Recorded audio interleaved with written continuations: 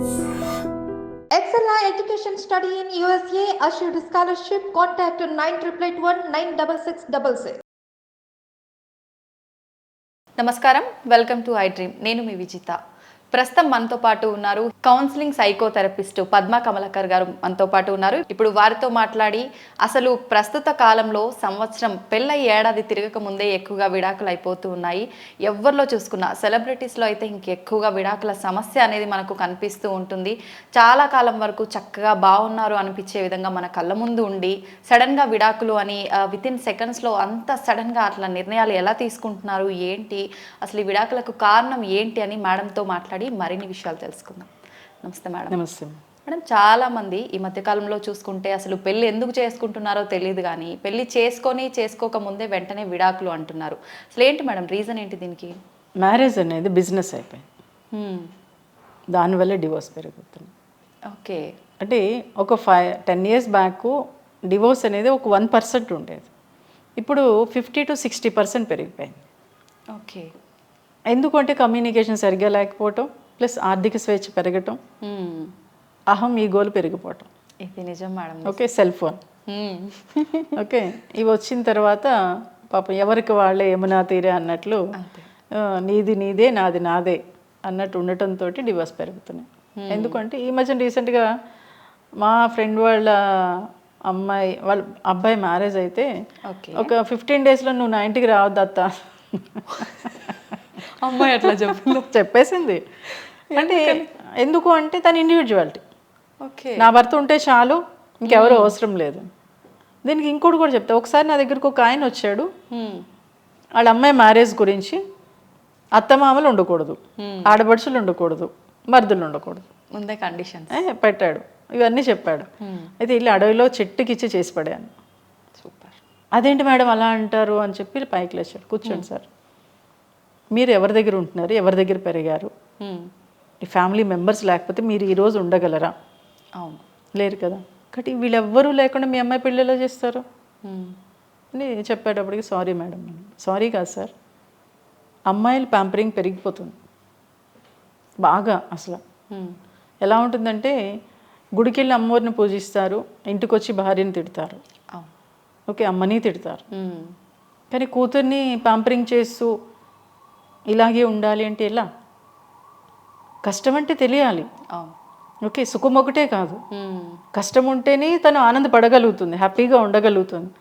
లేదు ఎవరూ లేకుండా ఇంక అడవిలో ఉంటేనే హ్యాపీగా ఉంటుంది కదా సార్, ఇంట్లో ఇంక అవసరం లేదు అని చెప్పేటప్పటికి స్టన్ అయ్యాడు. తర్వాత కాస్త రియలైజ్ అయ్యాడు. తర్వాత మెల్లగా ఆ అమ్మాయిని బంధువుల ఇంట్లో వదిలేయటం చేయటం అది చేశాడు. ఎందుకంటే ఎవరిని ఇష్టపడేది కాదు. ఓకే. సో కాబట్టి ఇప్పుడు పెళ్ళిళ్ళు అలాగే ఉంటున్నాయి. అలాగే ఏంటంటే కాస్త ఆ అబ్బాయి కానీ అమ్మాయి కానీ కాస్త ఈగో ఎక్కువ ఉంటే మటుకు ఆటోమేటిక్గా నువ్వేంటి నేనేంటి అనే వేలోకి వెళ్ళిపోయి అసలు కనీసం మాట్లాడుకుందాము అనేవే ఉండట్లేదు.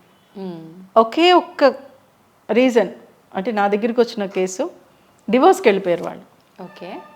అప్పట్లో ఒక ఎస్ఐ ఉండేవారు, ఆయన ముందు మా దగ్గరికి పంపించి అప్పుడు ఆయన కేసు కట్టేవారు.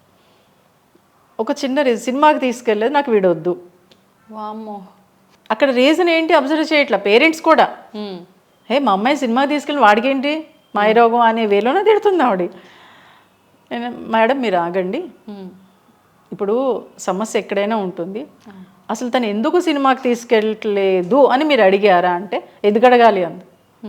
మరి సినిమాకి తీసుకెళ్ళదు అనేది కదా మీరు డివోర్స్కి వచ్చారు, కాబట్టి అసలు ఎందుకు తీసుకెళ్ళదు ఏంటి అనేది అడగాలి కదా అని క్యాజువల్ కూర్చోబెట్టి ఆ అమ్మాయిని కాస్త రిక్వెస్ట్ చేసి, మేడం ఇప్పుడు మీ మదరు ఫాదరు బాగున్నారు కదా, వాళ్ళు ఈ ఏజ్లో కూడా హ్యాపీగా ఫ్యామిలీని లీడ్ చేస్తున్నారు, మీరు ఇప్పుడే పెళ్ళి అయింది ఏంటి అసలు ఇది ఒక చిన్న రీజన్ ఇది అసలు దీనికోసం?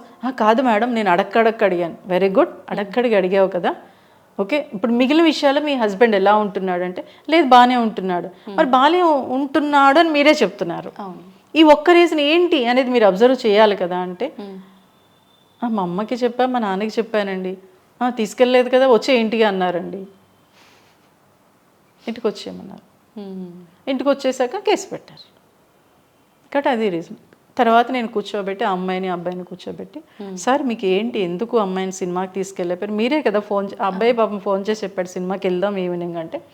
అప్పుడు పాపం మా అబ్బాయి చెప్పింది ఏంటంటే ఆఫీస్లో వాళ్ళ బాస్ దగ్గర ఈ అబ్బాయి ఉండిపోయాడు, అర్జెంట్ ఏదో వర్క్ ఉండి నువ్వు ఇది చేసి వెళ్ళాలమ్మా అంటే ఫోన్ కూడా మాట్లాడినవరట. ఓకే. దాంతో ఆ అబ్బాయి అది కమ్యూనికేట్ చేయలేకపోవడంతో ఇంటికి వచ్చాక చెప్దామన్నా వినట్లేదు మేడం, వెంటనే ఇమీడియట్గా తను పుట్టింటికి వెళ్ళిపోయింది. ఇది ఎంత సిల్లీగా ఉంది. రేపు అనే రోజున మనం తర్వాత తరానికి ఇదేనా నేర్పిస్తాము అనేది ఆలోచిస్తే చాలా భయంకరంగా ఉంది సిచ్యువేషన్. ఒకటి పేరెంట్స్ని ఫుల్ ఇచ్చాను, ఇది తప్పమ్మా, ఇప్పుడు నీ భర్త నువ్వు ఏంటి అనేది నువ్వు ఆలోచించాలి, ఒక పాప ఎందుకు అలా చేయలేదు, తండ్రికి కూడా ఏంటి సార్ మీరేంటి అసలు ఇంత పెద్దవారు అయ్యి ఉండి అసలు మీ అల్లుడు ఎక్కడ తప్పు చేసాడు మీరు ఆలోచించి మీ అమ్మాయికి చెప్పాలి కదా, వచ్చే నువ్వు అనేసి అనేయడం ఏంటి అని. అంటే తల్లిదండ్రులు కూడా ఆలోచించట్లేదు. మా అమ్మాయి జాబ్ చేసిందే 100 సంపాదిస్తుంది అనే వేలు. ఎందుకంటే అలా చాలా కేసులు ఉన్నాయి. ఎందుకంటే ఒక పాపం ఒక అమ్మాయి 30 ఇయర్స్కి సిస్టర్స్కి మ్యారేజ్ చేసింది, తినకు మ్యారేజే ఇంటికి వచ్చాక ఏదో సమస్య వస్తే పాపం ఎవరూ లేక తల్లిదండ్రులకి కదా చెప్పుకుంటే ఈ అమ్మాయి జాబ్ చేస్తుంది. పేరెంట్స్ వెంటనే లేదు నువ్వు డివోర్స్ ఇచ్చేని పిలిపించి ఆ అమ్మాయిని హాస్టల్లో జాయిన్ చేసి ఈ అమ్మాయి శాలరీ మొత్తం తల్లిదండ్రులు తీసుకుంటూ ఈ అబ్బాయికి దూరంగా పెట్టేశారు. తర్వాత అమ్మాయి రియలైజ్ అయ్యి నా దగ్గరికి వచ్చి మేడం ఇది పరిస్థితి మీరు మాట్లాడతారా అంటే అప్పుడు నేను మాట్లాడాక అమ్మ తల్లిదండ్రులు నువ్వు చూసావు ఇంతకాలం, ప్లస్ మీ సిస్టర్కి బ్రదర్కి కూడా నువ్వు మ్యారేజ్ చేసావు, ఇప్పుడు నీ ఆస్తి కోసం నీ ఇన్కమ్ కోసం పేరెంట్స్ ఇలా చేస్తున్నారంటే నిజమే మేడం, నాకు అది అర్థం ఉంటుంది ఉంటుంది. ఎంత భయంకరంగా ఉంటుంది అంటే ఒక్కసారి వైఫ్ అండ్ హస్బెండ్ ఇద్దరు పాపం మ్యారేజ్ అయింది 1 year అయింది. ఈ అమ్మాయికి కాస్త జాబ్ పరంగా చాలా హై పొజిషన్కి వచ్చింది, ఆ అబ్బాయి కాస్త తక్కువలోనే ఉన్నాడు. అంటే పెళ్ళి అయ్యాక అప్పుడు పేరెంట్స్ ఏం చేశారంటే తినకి ఇంకా బాగా సంపాదిస్తుంది, తిని మన దగ్గరికి తెచ్చేసుకుంటే బాగుంటుందనే వేలో కొన్ని రోజులు ఉంటానని చెప్పి ఇంటికి వచ్చి అల్లుడి మీద లేనిపోనివన్నీ అమ్మాయికి ఎక్కించేశారు. ఓకే. నువ్వు ఇంట్లో లేనప్పుడు వాడు బయట వాళ్ళతో తిరుగుతున్నాడు మాట్లాడుతున్నారు అని చెప్పేసి ఆ అమ్మాయి వెళ్ళిపోయింది. వెళ్ళిపోయి 1 year వరకు అసలు ఏమీ లేదు. ఈ 2 కేసులు ఆ అమ్మాయి ఒక అమ్మాయి అయితే పాపం పేరెంట్స్ మొత్తం ఆ అమ్మాయి ఆస్తి తీసుకోవడం, ఆ అమ్మాయి వేరే ఉండే ఆ అమ్మాయి వచ్చింది ఈఎంఐలో వచ్చినప్పుడు సేమ్ పేరెంట్స్ ఏం చేశారు చివరికి ఈ అమ్మాయి అయితే నమ్మలేదు ఫస్ట్, కానీ హస్బెండ్ కావాలనే ఫీలింగ్తో నా దగ్గరికి వచ్చింది అంతే. అంటే ఒక ఎఫెక్షను బాగుంటుంది కదా అనే ఫీలింగ్తో వచ్చింది. అప్పుడు నేను చెప్పినప్పుడు ఫస్ట్ నమ్మలేదు, తర్వాత నేను అన్నా నువ్వు ఏమనుకోవద్దమ్మా, ఒక 2 months నీ శాలరీ మీ పేరెంట్స్కి ఇవ్వద్దు, 2 months కూడా ఒక 1 month ఇవ్వద్దు, ఏదో నాకు ప్రాబ్లం వచ్చింది ఆఫీస్లో ఇవ్వలేదని చెప్పు అని చెప్పా. సరే అని చెప్పి అమ్మ ఇవ్వలేదు. సెకండ్ డేనే నువ్వు శాలరీ వేయలేదండి మాకు ఇవ్వలేదేంటి అని ఇంటికి వచ్చి ఇచ్చేసాడు. లేదు నాకు ఏదో ప్రాబ్లం ఉందంటే మళ్ళీ ఇంకొక 1 week తర్వాత ఇంకా ఇవ్వలేదంటే లేదు ఈ నెల రాదంటే నువ్వు అబద్ధాలు ఆడుతున్నావు, నువ్వు ఇస్తావా చేస్తావా అని అమ్మాయిని కొడేశారు. అయ్యో. మరి అది పేరెంట్సేగా. అవును. ఇక్కడ పేరెంట్సా చిన్నవాళ్ళ పెద్దవాళ్ళ అనేది కాదు. ఓకే, ఇది ఎలా అయిపోయిందంటే ఆ డివోర్స్ దగ్గరికి వెళ్ళేటప్పటికి అసలు ఏది మంచి ఏది చెడు అని ఆలోచించుకునే కెపాసిటీ ఇప్పుడు పిల్లలకు ఉంది. ఎందుకు ఉంది అంటే చదువుకున్నారు, జాబ్స్ చేస్తున్నారు, చదువుకునేటప్పుడు ఎగ్జామ్స్ రాశారు కదా, చూసేం రాయలేదు కదా, పాస్ అయ్యారు కదా, అంటే మీ కెపాసిటీయే కదా, జాబ్ కొట్టారు మీ కెపాసిటీయే కదా, అంటే అంత స్కిల్ ఉంది. అంటే ఇక్కడ ఆలోచించలేరా? అది ఆలోచించండి. ఎందుకంటే జనరల్గా నేను చెప్పేది ఏంటంటే జాబ్ చేసేవాళ్ళు ఎవరైనా కానీ మీరు 90% జాబ్ మీద పెడతారు, 10% మాత్రమే ఫ్యామిలీ మీద పెడతారు. దానివల్లే సమస్యలు పెరుగుతున్నాయి, దానివల్లే డివోర్స్కి వెళ్ళిపోతున్నారు. సో కాబట్టి ఒక 50% దీని మీద పెట్టండి, ఒక 50% దాని మీద పెట్టండి. ఎప్పుడైతే అలా పెట్టగలిగారో అప్పుడు ఈ ఛాన్సెస్ తగ్గుతాయి. అలాగే ఇంకొకటి ఏంటంటే ఆర్థికంగా మనం అనుకున్నాం, ఆర్థికంగా ఒక భార్యతో లేదా ఒక భర్తతో ఇదని డిస్కస్ చేయగలగాలి. ఎందుకు చెప్తున్నానంటే 1,00,000 రూపాయలు సంపాదించే అమ్మాయికి 500 ఇస్తాడు నెలకి, నువ్వు ఇదే తీసుకో, మళ్ళీ 500 కూడా ఎంత అయిందో చెప్పాలి. బస్ ఛార్జీకి ఎంత అయింది అంటే 1,00,000 రూపాయలు సంపాదించుకునే అమ్మాయి 500 చేతిలో ఉందంటే ఎంత సఫర్ అవుతుంది అమ్మాయి, ఎంత స్ట్రగుల్కి లోన్ అవుతుంది. అది ఎవరికి చెప్పుకోలేక నేను చివరికి వాళ్ళ పేరెంట్స్ అందరూ డివోర్స్కి వెళ్తావా నీ ఇష్టం నువ్వు ఆలోచించుకొని పాపం వాళ్ళ పేరెంట్స్ కూడా మంచిగానే చెప్పారు. ఎప్పుడైనా అవసరమైతే వాళ్ళ ఫాదరే పాపం మా అమ్మాయికి ఇచ్చేవారు. ఓకే. దాంతో వచ్చింది. నేను చెప్పా ఇది స్మూత్గానే డీల్ చేద్దాం నాన్న, ఓకే, ఎందుకంటే అతను పెరిగిన వాతావరణం ఏంటి అనేది అబ్జర్వ్ చేసుకొని చేస్తే బాగుంటుందంటే అతను కాస్త లీనెస్ట్ నుంచి పైకి వచ్చాడు. వాళ్ళు అతి జాగ్రత్త ఎక్కువ కదా, దాంతో ఎక్కువగా ఈ అమ్మాయి ఎక్కడ ఖర్చు పెట్టేస్తుందో అనే భయంతో ఇలా చేస్తున్నాడు. అప్పుడు మెల్లగా తను కూడా పిలిపించి సార్ ఇది మంచిది కాదు, దీనివల్ల తను ఎంత సఫర్ అవుతుంది, 1 లక్ష రూపాయలు సంపాదించే అమ్మాయి చేతులు 500 ఉన్నాయంటే నీ సిస్టరో నీ మదరో ఏం అవసరం లేదు, నీ మదర్కి నువ్వు కొంత ఇస్తూ ఉంటావు కదా, కొన్ని రోజులు ఆవిడ ఎంత సఫర్ అవుతుందో ఆలోచించు అని చెప్పిన తర్వాత ఆ అమ్మాయిని కాస్త అర్థం చేసుకొని ఓకే ఇక నుంచి నీ శాలరీ నీ దాంట్లోనే ఉంచుకో, నాకు అవసరమైనప్పుడు ఇద్దు కానీ అని చెప్పాడు. అంటే ఇలా కమ్యూనికేట్ చేసేవాళ్ళు ఎంతమంది ఉన్నారు, లేరు కదా. సో కాబట్టి ఆర్థికంగా మీరు ఎలా ఉన్నారు, మీ కమ్యూనికేషన్ ఎలా ఉంది, ప్లస్ ఇక్కడ డివోర్స్కి ఇంకొకటి కూడా రీజన్ ఏంటంటే ఫిజికల్ రిలేషన్ ఉండటం లేదు. ఒక హస్బెండ్ ఆ అమ్మాయి దగ్గరికి వెళ్తే వాళ్ళ అమ్మ నువ్వు అప్పుడే ఎందుకు తన దగ్గరికి వెళ్తావు, నీ టైం ఏంటి, ఇంకా 12 అవ్వలేదు కదా, నాతో మాట్లాడు అని కొంతమంది పేరెంట్స్ చేస్తున్నారు. అలాగే అమ్మాయి కూడా ఎక్కడ అప్పుడే పిల్లల కంటే వీళ్ళకి ఏమైనా ప్రాబ్లమ్స్ వస్తాయి అనే వేలో వీళ్ళు ఆలోచించి దూరం పెట్టేస్తున్నారు. కానీ ఫిజికల్ రిలేషన్ అనేది ఏమవుతుందంటే ఎంత పెద్ద గొడవ అయినా కానీ ఫ్రీగా ఉండేలా చేస్తుంది. ఓకే, వాళ్ళ కమ్యూనికేషన్ అవసరం లేదు, అప్పుడు ఫిజికల్ అటాచ్మెంట్ అనేది ఉండాలి. అది ఏంటి చాలామంది ఏంటంటే వితౌట్ డ్రెస్ ఉండేలా చూసుకుంటే ఒక అద్భుతమైన అటాచ్మెంట్ పెరిగి వీళ్ళిద్దరు ఎంత పెద్ద గొడవలు అవనివ్వండి, లేకపోతే ఎవరో థర్డ్ పర్సన్ వచ్చి చెప్పనివ్వండి వినరు, మీ ఇద్దరం ఒకటే అనే ఫీల్. ఎందుకంటే ఆ టచ్ అనేది వీళ్ళ హార్మోన్స్ని చాలా పవర్ఫుల్గా యాక్టివ్గా ఉండేలా చేస్తుంది. ఓకే, అది చాలామంది చేయరు.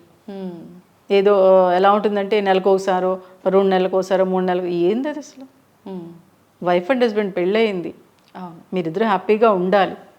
కాబట్టి మీ ఇద్దరి మధ్యన రిలేషన్, ఫిజికల్ రిలేషన్ అనేది మీ ఇద్దరు మాట్లాడుకునే విధానం ఫస్ట్, తర్వాత మీ అటాచ్మెంట్ అనేది అన్ని టానిక్ల కన్నా సెక్సే ఒక చక్కటి టానిక్ వైఫ్ అండ్ హస్బెండ్కి. దాన్ని మర్చిపోతున్నారు. అలా మర్చిపోవటం వల్లే డివోర్స్కి వెళ్ళిపోతున్నారు. సో కాబట్టి కమ్యూనికేషను, ఆర్థిక స్వేచ్ఛ ప్లస్ థర్డ్ పర్సన్ చెప్పింది కరెక్టా కాదా అని ఆలోచించకుండా ముందుకెళ్ళటం అనేది చాలా చెత్త విషయం. ఓకే, ఎందుకు అంటే థర్డ్ పర్సన్ చెప్పగానే నమ్మేస్తుంటారు చాలామంది, హస్బెండ్ కానీ వైఫ్ కానీ. అదొక్కటి చూసుకోవాలి, థర్డ్ పర్సన్ చెప్పింది కరెక్టా రాంగా. ఒక్కొక్కసారి చూసింది కూడా మనకి నిజం అవ్వకపోవచ్చు, కానీ చాలామంది అదిగో అలా మాట్లాడేశాడు, కొలిగిని తీసుకుని బయటకు వెళ్ళిపోయాడు అని చూస్తారు. అది ఎందుకు వెళ్ళారు ఏంటి, ఇప్పుడు ప్రతి ఆఫీస్లో మీరు చూడండి అమ్మాయి అబ్బాయి కలిపి చేయాల్సి వస్తుంది, తప్పదు. ఇక్కడ ఆ అనుమానం జబ్బు అనేది ఉండకూడదు, ఎందుకంటే కామన్ ఇది, అటు అబ్బాయి కానీ అమ్మాయి కానీ. ఆ అబ్బాయిలో కాస్త ఎక్కువ ఉంటుంది, ఎందుకంటే తిని ఎక్కువ మాట్లాడేయచ్చు, భార్య మాట్లాడకూడదు, దాన్ని మార్చాలి. ఓకే, ఎందుకంటే నేను ఒక అమ్మాయితో మాట్లాడుతున్నాను, నా భార్య మాట్లాడితే తప్పేంటి, తను వర్క్ పరంగా మాట్లాడుతుంది, తను వర్క్ పరంగా బయటికి వెళ్తుంది, తను బిజినెస్ చేస్తున్నా లేకపోతే ఒక ఆఫీస్లో వర్క్ చేస్తున్నా, అది అవసరం ఈ రోజుల్లో. అందుకే తల్లిదండ్రులు నేను ఒకటే చెప్తా, కో ఎడ్యుకేషన్లో జాయిన్ చేయండి, దానికి మించిన అద్భుతమైనది ఏమీ లేదు. అమ్మాయినేమో తీసుకెళ్ళి గర్ల్స్ స్కూల్లోనో గర్ల్స్ హాస్టల్లో లేకపోతే గర్ల్స్ కాలేజీలో వేస్తున్నారు, అబ్బాయిని అలాగే చేస్తున్నారు.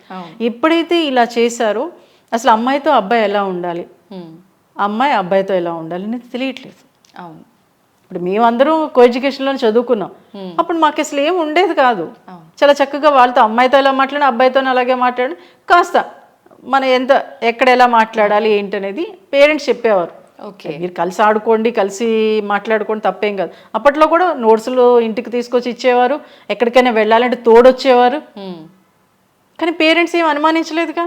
కానీ ఇప్పుడు ఏంటి, పేరెంట్స్ ప్రతిదానికి భయపడుతున్నారు. అలా భయపడటం వల్ల ఏమవుతుందంటే ఇంటర్కి వచ్చేటప్పటికి ఈ లవ్వులు కోలు పెరిగిపోయి స్పాయిల్ చేసుకుంటున్నారు జీవితాలు నాశనం. సో కాబట్టి డివోర్స్ వరకు వెళ్ళొద్దు దయచేసి, ఎందుకంటే డివోర్స్ అనేది ఇప్పుడు ఇంకొక వ్యక్తిని చేసుకున్న ఈ ప్రాబ్లం కాకపోతే ఇంకొక ప్రాబ్లం వస్తుంది. కాబట్టి నేను చాలా కేసులని, నా దగ్గరికి వచ్చిన కేసులు అడుగుతా, మీరు డివోర్స్ తీసేసుకొని ఇంకో పెళ్లి చేసుకుంటే ఏ ప్రాబ్లం ఉండదని రాసి ఇవ్వండి, ఇప్పటికి వచ్చి ఎవరు రాసి ఇవ్వాలి. సో కాబట్టి ఏంటి సమస్య ఏంటిది అనలైజ్ చేసుకోండి, ఆ సమస్యను ఓకే మీ వరకు అవ్వట్లేదు అని అనుకున్నప్పుడు మాలాంటి కౌన్సిలర్స్ దగ్గరికి వెళ్ళండి అంటే ఇంతకుముందు పెద్దవాళ్ళు చెప్పేవారు, ఇప్పుడు చెప్పట్లేదు, మీరు విడిపోండి అంటున్నారు. అంటే కలిసి ఉండటం వాళ్ళకి ఇష్టం ఉండట్లేదు అని నేను అనుకోను.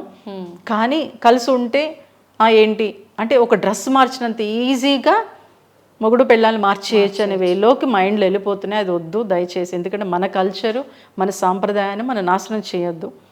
నాశనం చేయకుండా డివోర్స్ వరకు వెళ్ళకుండా ఏం చేస్తే బాగుంటుందని మీకు మీరుగా ఆలోచించినప్పుడు పరిష్కారం దొరుకుతుంది. ఆ వేలో ముందుకెళ్తే హ్యాపీగా మన తర్వాత తరానికి మంచిని అందించిన వాళ్ళు అవుతాం. నిజం madam, 100% true madam. Thank you madam. Thank you.